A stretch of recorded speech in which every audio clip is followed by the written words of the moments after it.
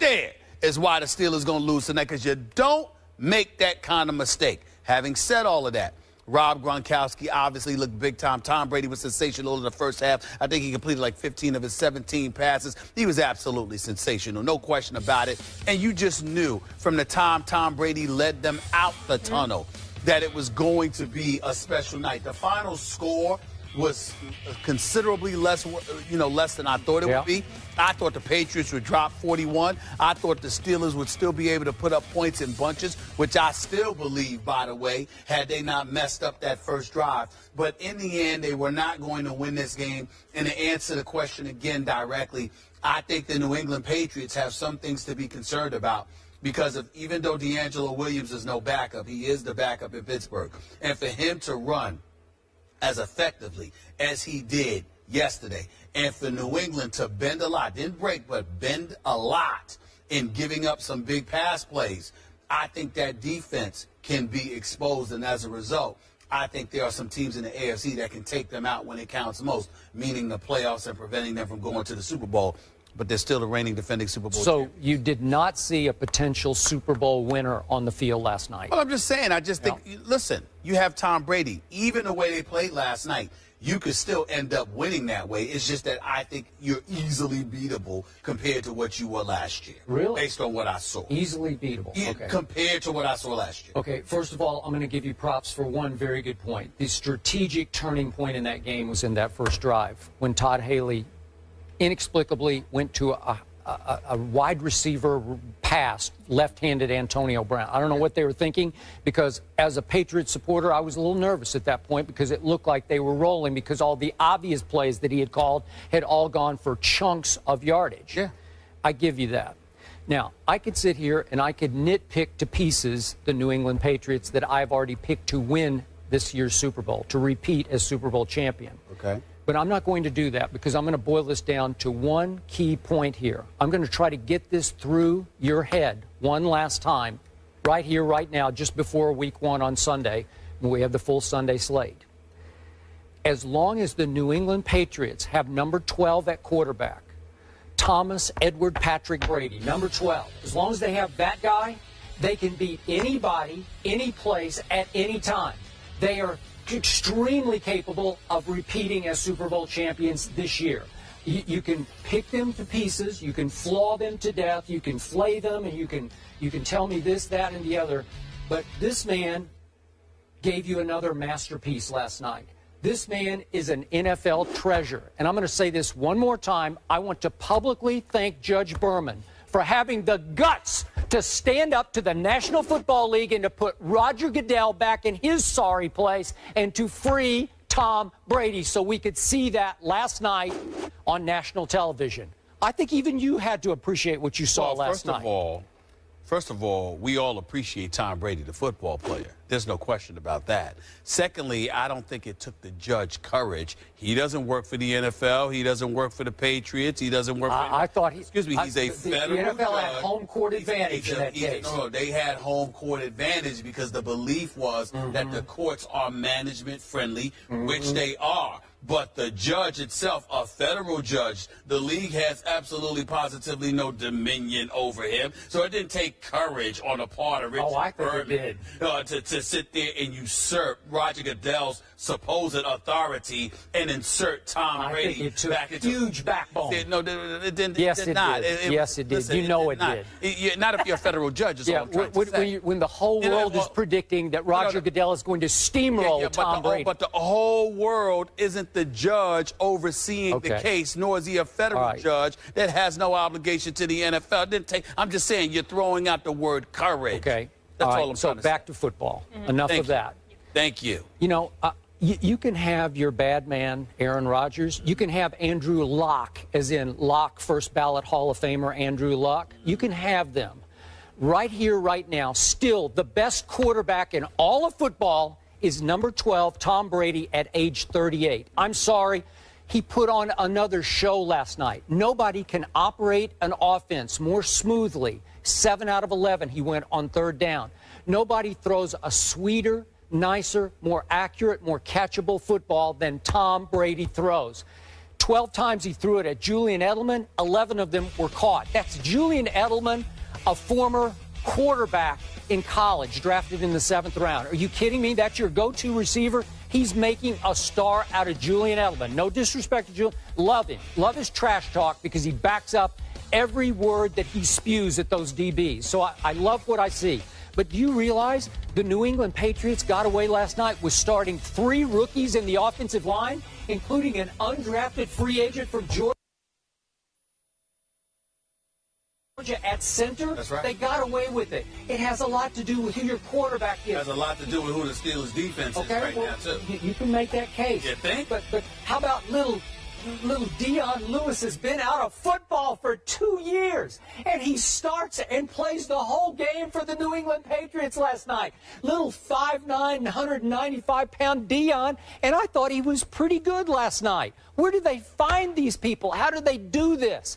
It has a lot to do with who you have at quarterback, because you can always trust that Tom Brady's going to throw it accurately to somebody. And Gronkowski, by the way, has a co-monster now at tight end in Scott Chandler. A co-monster at about 6 feet 7 inches tall. You better look out. And all you teams that want to trash talk about, oh, all you got to do is rough up Gronk at the line of scrimmage and you'll knock him off his... Are you serious? So I thought for a while the strategy was, we're trying to deke him here because we're not going to cover him. He thinks we're going to rough him up. We're actually not going to cover him. Are you kidding me? So he shredded them, oftentimes when nobody was covering him. So my point is, I told you yesterday, little Malcolm Butler, the Super Bowl hero, he is going to start turning into a star this year. And I thought, even though the numbers scream that Antonio Brown had a great game last night, 9 catches for 133 yards and the late touchdown, listen, Malcolm Butler played his little tail off last night. That's the hardest receiver to cover in pro football as far as just chasing him around. He had him in solo coverage.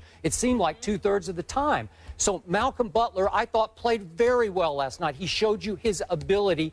The problem is he just got to get his hands up and catch the football. He should have caught the last one or at least knocked it down, and a whole lot of people lost a whole lot of money because of that one throw into the back of the end zone with whatever it was, 2 seconds to go. Sorry about that, Brian. But the point is, that's just a little inside joke, but the point is, I know they have some flaws, but I saw the makings of another Super Bowl team that will start coming together, and I'm telling you, you shouldn't bet against this bunch. Well, I'm saying to you that let's not get carried away simply because of the Steelers' defense. Let's call it what it is. Their secondary. I mean, you got Dick LeBeau, he's gone. Keith Butler's your new defensive coordinator. He and Mike Tomlin are supposed to have their fingerprints on this defense, but we haven't seen that yet. This is just the first game of the season. Okay, you got Ike Taylor. He's experienced. He's gone. You got Troy Polamalu. He's experienced. They're in transition. They're in transition. Yep. Everybody's talking about William Gay and, two of these boys and Timmons, and I'm just looking at them, Shazier and Jarvis Jones, and I'm just saying to myself, I need to see a defense that shows up. I didn't see a defense that was able to get to Tom Brady as much as you would like, considering the youth on their offensive line. I think they had got him twice. I think they got like a combined. Yeah, I think they got like a combined 5. In terms of their starters, started about combined 5 games, for crying out loud. You look at the Steelers' defense; their secondary is abysmal. And the fact is that going up against that secondary, particularly if you're Tom Brady, forget about the receptions by Gronkowski and 8 or 9 different receivers. Did you see how open these guys were last night? You see how many defensive assignments were missed? That's what I'm saying. Obviously, it's going to get better because a legitimate argument can be made that it can't get much worse. The Steelers' defense did not look impressive. Their secondary looked embarrassing. And because of it is why I don't think you can really judge what you're going to see from the Patriots. We can all predict that the Patriots are going to be formidable. They're the reigning defending Super Bowl champions, and they still have Gronk. They got Chandler. They've got Tom Brady. They've got Bill Belichick. You've got everything in place offensively. The Edelmans, the Amendolahs of the world. Everybody's there. Not Vereen or Ridley, but pretty much everyone else is there. Defensively is where I think the Patriots can get exposed, because let me tell you one way there is to stop Tom Brady. How about keeping him off the field? which the Steelers were doing relatively successfully. If you keep Tom Brady was cussing at himself last year at Lambeau Field. Why? Because that bad man that he is, Aaron Rodgers, when it counted, didn't let him get the ball back and didn't give him an opportunity to get back on the field to save the day. That's what I'm saying to you. Certainly Tom Brady can be who he is, as effective as he is, as great as he is. But that's only when he's on the field. And in order to get him on the field, that defense has to show up.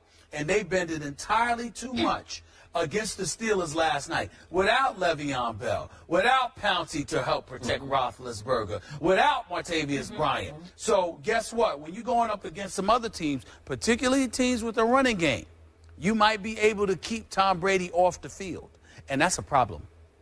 Okay, last quick point.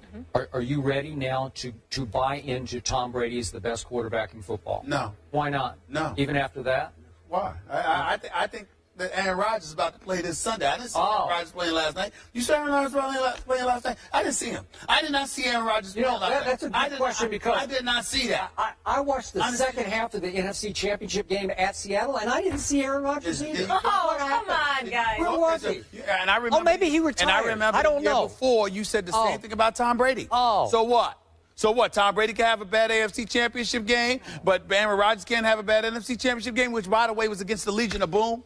Against the premier defense in the NFL. The same Legion of Boom that got shredded by Tom Brady in the Super Bowl? You mean the same Legion of Boom where Richard Sherman was hurt, Earl Thomas was hurt, Cam Chancellor was hurt? You mean that defense? You mean they weren't hurt in the NFC Championship By the game? way, excuse me. They were already hurt. They were no. They got hurt then. They were really hurt in the Super Bowl before the game began. Oh, so they got hurt in practice before the Super Bowl? No. They got hurt in the NFC Championship. Thank you. Okay. So where was Aaron Rodgers in the second half? They got hurt. A QBR of All I'm saying to you is that 12. you're talking about Seattle. We're talking about Seattle. There's no shame in Seattle. Don't tell us to rush. We talking. You can't sit there and look at Seattle. I know that. I'm just saying you can't look at Seattle and ignore the fact that they're an elite team.